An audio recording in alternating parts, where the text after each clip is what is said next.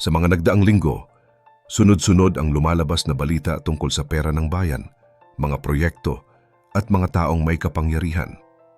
Pero may isang kaso na talagang huminto ang marami at napatingin ulit.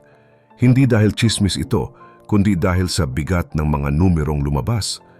Isang kongresista na sabay ding kilalang kontraktor ang biglang nasangkot sa investigasyon na naglantad ng mahigit 1,000 bank account na may kabuuang halagang tinatayang umaabot sa 480 bilyong piso. Hindi ito ordinaryong issue ng politika o budget lang. Isa itong kwento ng pera, sistema at tanong kung hanggang saan ba talaga ang kayang gawin ng batas kapag sobrang laki na ng usapan. At sa dulo ng lahat ng ito, may isang tanong na hindi madaling sagutin. Ang tanong ngayon, paano umabot sa ganitong kalaking halaga ang perang dumaan sa mga account na ito? At bakit ngayon lang ito napigilan ng mga autoridad? Pero bago po ang lahat, baka pwedeng pa-like ang video na ito. At mangyaring mag-comment sa baba kung taga saang lugar ka para malaman namin saan umaabot ang ating mga video dahil napakalaking bagay na ito sa aming content creators. Maraming salamat po. Sa isang utos ng Court of Appeals, ipina-freeze ang lahat ng bank account na konektado kay CWS Party List Representative Edwin Garjola. Ayon sa Anti-Money Laundering Council o AMLC, hindi na pwedeng balewalain ang galaw ng pera na nakita nila sa kanilang masusing pagsusuri. Hindi raw ito simpleng account lang na iilan ang laman, kundi isang malawak na network na tila planado at matagal nang gumagana.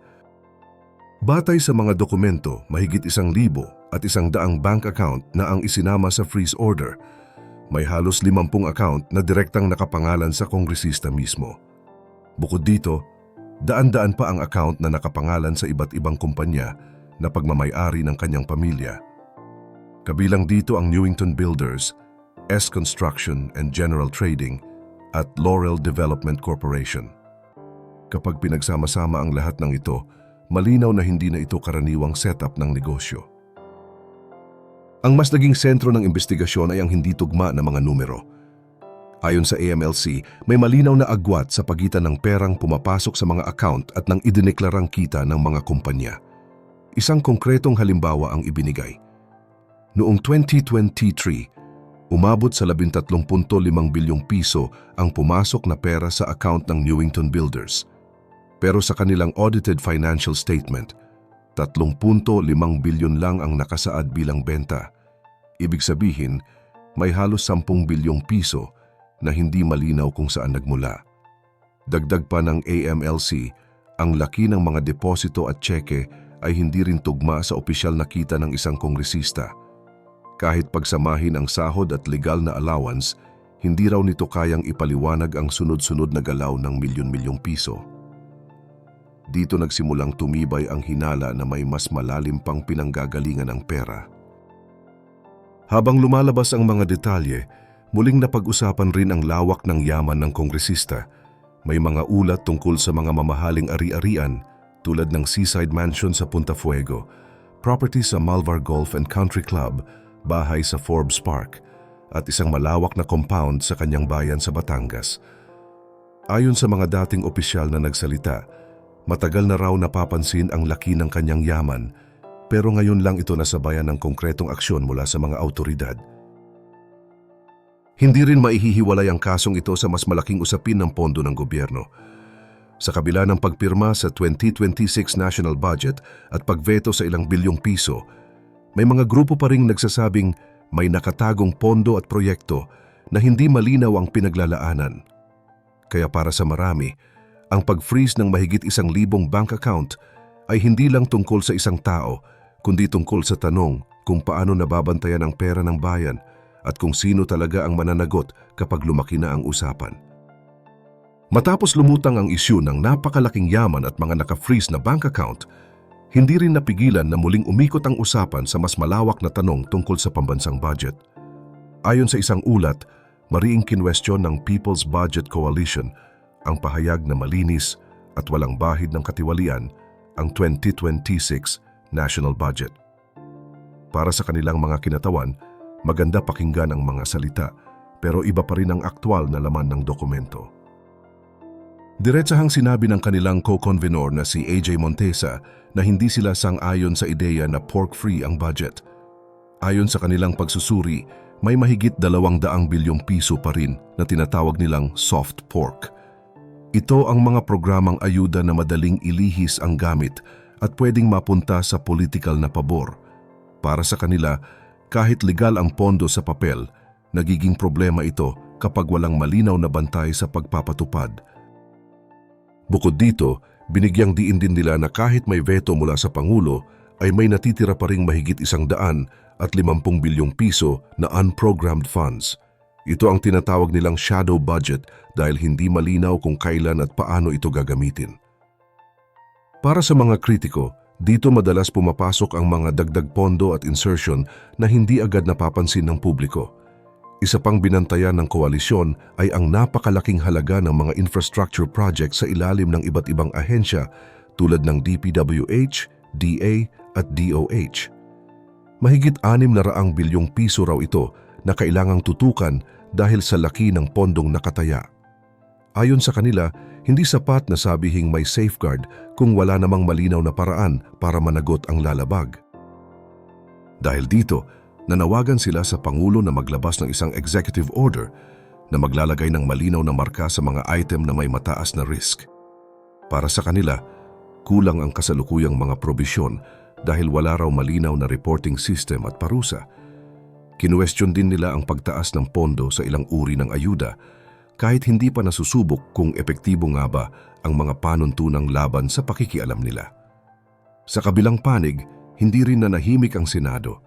Sa gitna ng mga batikos, tumindig ang Senate Finance Committee Chairman na si Sherwin Gatchalian upang ipagtanggol ang budget.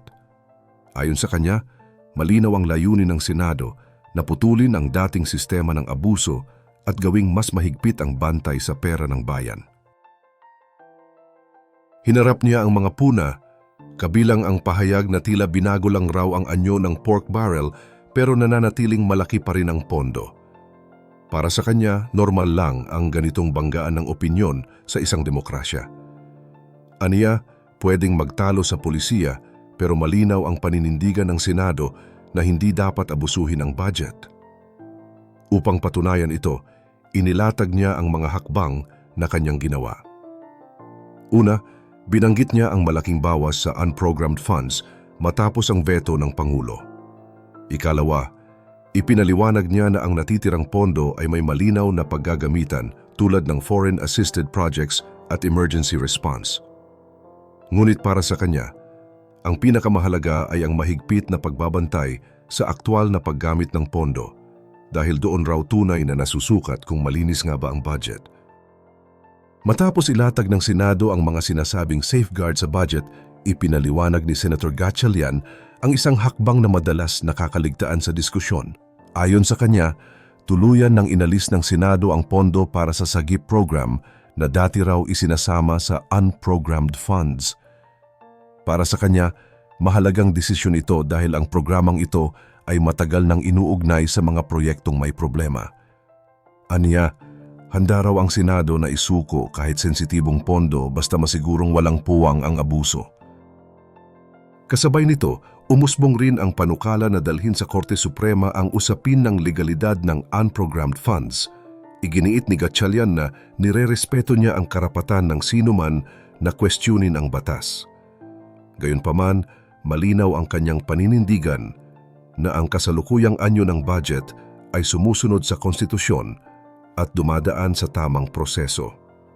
Para sa kanya, ang mahalaga ay may malinaw na limitasyon at paggamit ang mga pondong ito. Nagbigay rin siya ng babala sa mga politikong nasasanay na sumama sa pamimigay ng tulong. Ayon sa kanya, malinaw na ipinagbabawal sa 2026 na budget ang pakikialam ng mga mambabatas at lokal na opisyal sa pamamahagi ng financial assistance. Layunin daw nito na putulin ang kultura ng paghingi ng pabor kapalit ng tulong. Isa raw itong konkretong hakbang laban sa problema ng political patronage.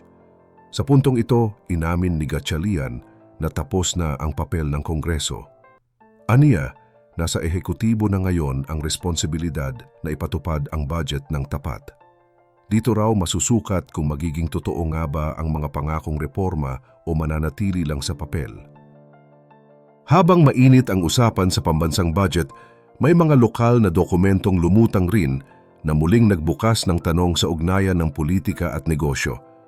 Batay sa mga record, may isang mataas na opisyal sa Ilocos Norte na nakapaghain ng kahilingan para sa maraming flood control at infrastructure projects na umabot sa daan-daang milyong piso. Lahat ng ito ay naaprubahan at naisama sa GAA ng walang bawas. Mas naging kapansin-pansin rin ang mga detalye nang suriin kung kanino napunta ang ilang proyekto. Sa mga dokumento, lumabas ang pangalan ng isang construction company na may koneksyon sa pamilya ng isang lokal na opisyal. May iba pang record na nagpapakitang may hiwalay ding construction firm ang kaalyadong mayor sa parehong lugar. Kapag pinagsama ang mga impormasyong ito, lumilitaw ang isang pattern na matagal nang binabatikos ng mga watchdog.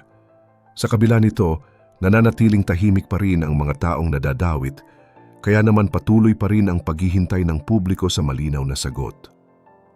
Bilang ordinaryong mamamayan na umaasa sa mga proyektong ito para sa kaligtasan at kabuhayan, hanggang kailan kaya tayo dapat maghintay bago may managot at may tunay na pagbabago na maramdaman sa ating pang-araw-araw na buhay?